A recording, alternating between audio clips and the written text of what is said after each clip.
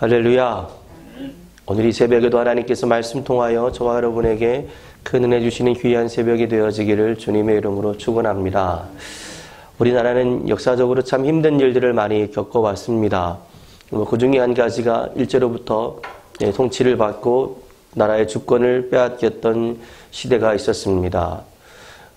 다행스러운 것은 그 시대가 이제 세계 여러 가지 정세가 엮여서 이제 미국이 일본의 원자탄을 투여함으로 말미암아 완전히 백기를 들였던 일본, 그 백기를 든 사건으로 말미암아서 우리나라도 독립을 맞이할 수 있게 되었습니다.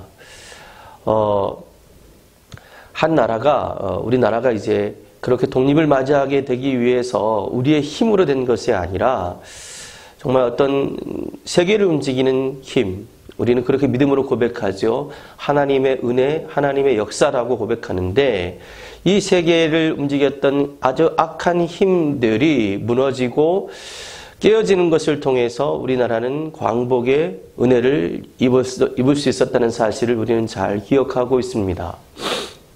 이와 같이 여러분, 한 나라가 회복되어진다는 건 이런 과정들을 거쳐 나가게 되는 것입니다. 단순한 회복이 되는 것이 아니라 여러 가지 힘들고 어려운 과정들을 거쳐서 회복이 되어지게 되는데 오늘 성경 본문 에스겔서는 그런 얘기를 좀 하고 있는 것입니다.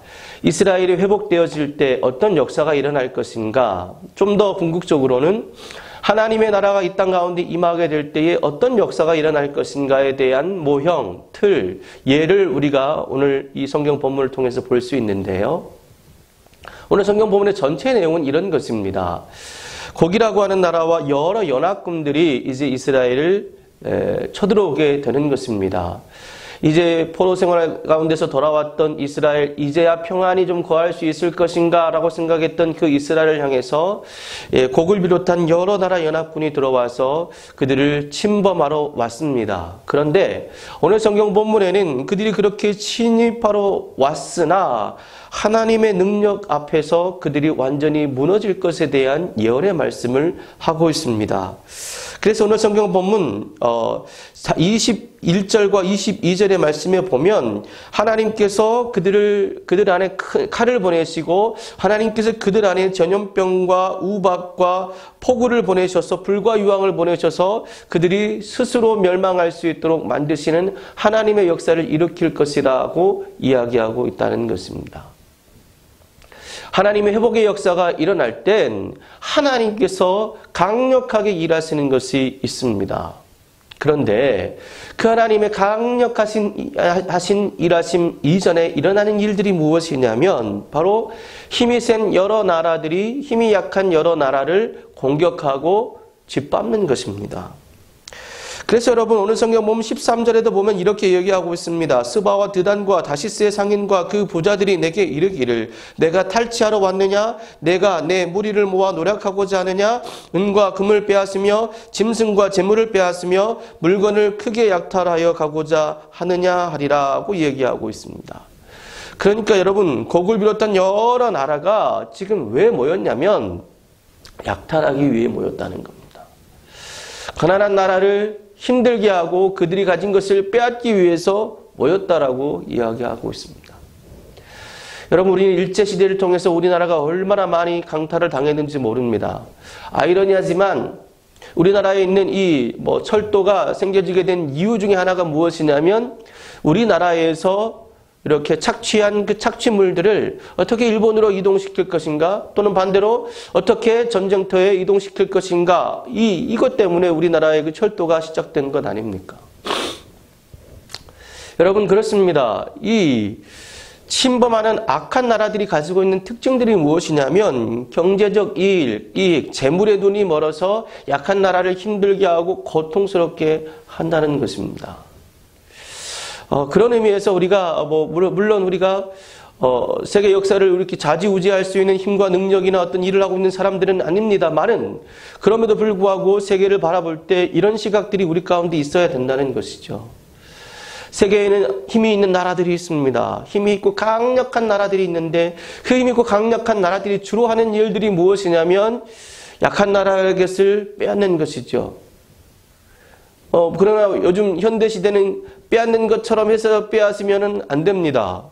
빼앗지 않은 것처럼 해서 빼앗아야 되는데 그것이 무역을 통해서라든지 또 여러 가지 일들을 통해서 결국은 힘없는 나라는 힘 있는 나라에게 빼앗길 수밖에 없는 상황 가운데 이르게 됩니다. 그래도 이전까지는 그래도 조금은 사람들 눈치를 보면서 빼앗아가는 듯 했는데요. 최근에는 이제 저는 개인적으로는 지금 미국의 대통령이 너무나 이기적이다라고 생각을 좀 하고 있습니다. 자기 나라의 이익을 위해서 많은 나라들의 많은 약소국들을 위협하기도 하고 약소국들에게 어떤 위협을 가하기도 하는 그런 모습들을 보면서 참 가슴이 아팠습니다. 여러분, 마지막 때가 되면 하나님의 회복의 역사가 일어날 때가 되면 이렇게 악한 일들이 일어난다라는 것이 성경 우리에게 가르쳐 주시는 교훈입니다. 그렇다면 여러분, 이 교훈을 통해서 오늘을 살아가는 우리가 어떤 교훈을 가지고 어떤 구체적인 말씀을 가지고 좀 살아가야 될까요? 오늘 성경 본문 이 에스겔서 38장의 전체적인 내용은 여러 나라 힘센 나라들이 힘을 합쳐서 약한 나라를 쳐들어가는데 그 약한 나라를 쳐들어가는 이유가 무엇이냐? 물질을 탐하기 위해서 재물적인 이득을 취하기 위해서라고 이야기하고 있다는 것입니다. 우리 각자는 사실 경제적 이득을 추구하며 살아가야 되는 존재들입니다. 어느 한 사람도 경제적 이득을 추구하지 않으면 살아갈 수 있는 나라가 아닙니다. 그런 나라를 일컬어서 우리가 공산주의라고 얘기하지만 공산주의조차도 일하지 않으면 먹을 수가 없습니다. 그렇다면 여러분, 오늘 이 말씀을 통해서 오늘 이 시대를 살아가는 우리가 깨달아야 될, 붙잡아야 될 말씀은 무엇일까요? 여러분, 그렇습니다. 나의 이익을 위하여, 나의 이익만을 위하여 다른 사람들을 침범하고 다른 사람들의 이익을, 손해를 끼치는 것은 하나님이 결단코 기뻐하시지 않는다는 것입니다. 세상은 한 가지로 묶여진 공동체입니다. 여러분, 한쪽이 잘못되어지면 한쪽이 행복해지는 것이 아니라 한쪽이 잘못되어지게 되면 모두가 불행해지는 것입니다. 단순하게 눈앞에서는 우리가 이익을 봐서 우리만 잘 살게 되는 것 같지만 그렇지 않다는 것입니다.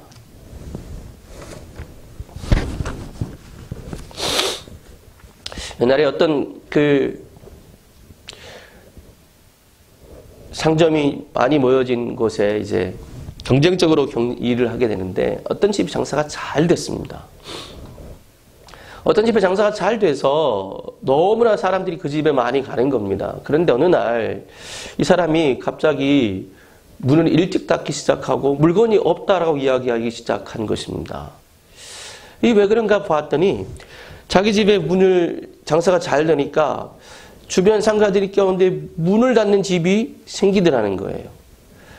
그래서 이게 이렇게 되면 안 되겠구나 싶어서 이 사람이 한 일이 뭐냐면 다른 사람들 집에 좀 갈 수 있도록 물건을 조금 덜 팔고 물건 파는 시간을 좀 줄이는 것이었습니다. 그래서 결국은 그 공동체, 그 시장이 잘 유지될 수 있게 되었다는 것이죠. 여러분, 우리가 이 땅을 살아가면서 승자 독식의 구조로 살아가서는 안 됩니다.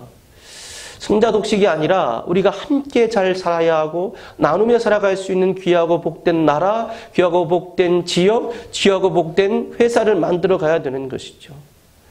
내가 살아야, 네가 죽어야 내가 산다는 것이 아니라 네가 살아야 나도 살고 나도 살아야 우리 모두가 살 수 있다는 마음을 가지고 살아가는 것, 우리에게 필요한 것이라 생각이 되어집니다. 그런 의미에서 참 우리나라가 세계에 좋은 영향력을 미치고 있다 생각을 합니다. 코로나19로 말미암아 힘들고 어려워하고 있는 그들에게 우리가 가지고 있는, 우리가 경험했던 기술과 우리가 가지고 있는 능력을 나누어 주고 있는 것, 참 하나님께서 기뻐하실 일이라 생각이 되어집니다. 오늘 이 새벽 우리가 함께 기도해야 될 제목은 바로 이것입니다. 하나님, 이 새벽에 나와서 기도할 때에 세계가, 각 나라만의 이익을 추구하고 각 나라만의 이익을 추구하기 위하여 여러 약한 나라들을 약탈하고 힘들게 하는 악한 경제적 구조가 아니라 우리 모두가 함께 잘 살 수 있는, 우리 모두가 행복해 갈 수 있는 지구 공동체를 만들어갈 수 있는 이 세계가 되게 해 주십시오. 기도하는 우리가 되었으면 좋겠고요. 또 우리가 기도할 때 하나님, 오늘 나를 통하여 나에게 주신 이 이익이 나에게만 유익되는 것이 아니라 다른 사람에게도 좋은 유익이 될 수 있도록 우리 모두가 행복한 사회가 될 수 있도록 나누며 살아가는 우리 모두가 되게 해주시라고, 그런 나라가 되게 해주시라고 기도하고 응답받는 우리 모두가 되어주시기를 주님의 이름으로 축원합니다. 기도하겠습니다.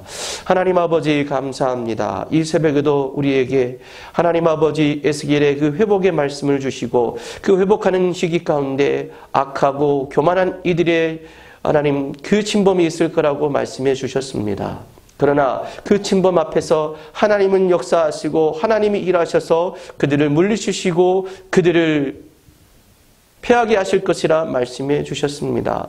하나님 아버지, 오늘 이 말씀을 통하여 다시 한번 우리가 우리 자신을 돌아보게 하여 주옵소서. 나의 이익을 위하여 다른 사람을 해를 끼치지는 않고 있습니까? 나의 이익만을 위하여 다른 사람을 해되게 하고 있지는 않은지, 우리나라가, 우리 민족이, 세계가 그런 악한 마음을 가지고 다른 이들을 괴롭히고 있지는 않은지 다시 한번 점검하고 돌이켜보게 하여 주시고, 코로나19 이 상황 가운데서 우리가 다시 한번 세계적으로 함께 나누고 모두가 잘 살 수 있는 세계를 꿈꿀 수 있는 우리 모두가 되게 하여 주옵소서. 오늘 하루도 하나님 함께 예배하는 우리 사랑하는 모든 성도들을 축복합니다. 몸과 마음과 영혼이 잘 되게 하여 주옵소서. 가정이 잘 되게 하여 주옵소서. 일하는 일터가 잘 되게 하여 주옵소서. 교회가 잘 되게 하여 주옵소서. 하나님, 그래서 잘된 우리에게 주신 그 하나님의 축복을 세상을 흘려보낼 수 있는 축복의 통로로 살아가게 하여 주옵소서. 예수 그리스도의 이름으로 기도드립니다. 아멘.